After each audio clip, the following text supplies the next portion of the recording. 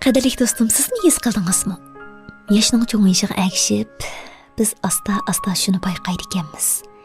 Gapimizni anglaydigan, bizga holmo aytadigan kishilar bag'an sira ozlab ketib boradi.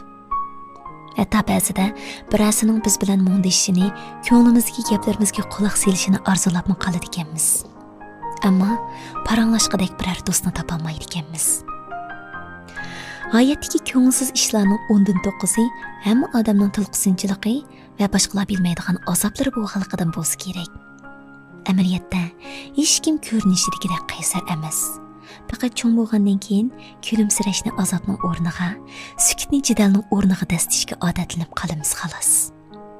Chunki cho'ng bo'lgan siri atrofimizdagi muhim kishilarni ansiratmaslik, shundaqla chog'liq kishilarning bizni masxir qilish fursatiga erishib qolmaslik uchun ko'nglimizga gaplarni deb yurmaydi ekanmiz.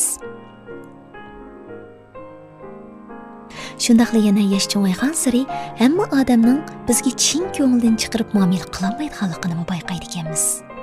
Shunga ba'zi gaplarni boshqalarga deb bersak, ular chaqchaq o'rinda muomala qilib, burilib boshqalarga deb berishi mumkin.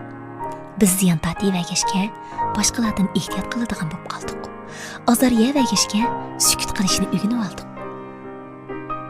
Meningcha bo'lganda kichik turmushda o'zingiz bardoshlik beramagan ishlarni boshqalarga deyishingizdan qilcha hojati yo'q. Chunki hamma odamning sizga o'xshash hissiyoti bo'la olishini tayin. Shunga nurg'ulg'an ishlarni ichingizga yutib yetib, cho'ng kichik ishlarga o'zingiz yolg'iz yuzinishga ko'ning do'stim. Biz bugungi mung devishlarda mushaxdagi his tuyg'ularimizni o'rtoqlashib baqaylik. Balkim fikrimiz bir yerdan chiqib qolishi mumkin.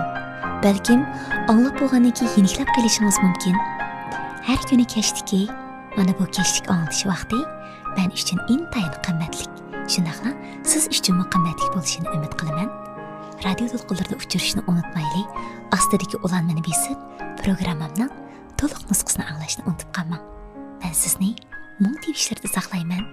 Xayr-xo'siylik do'stlar.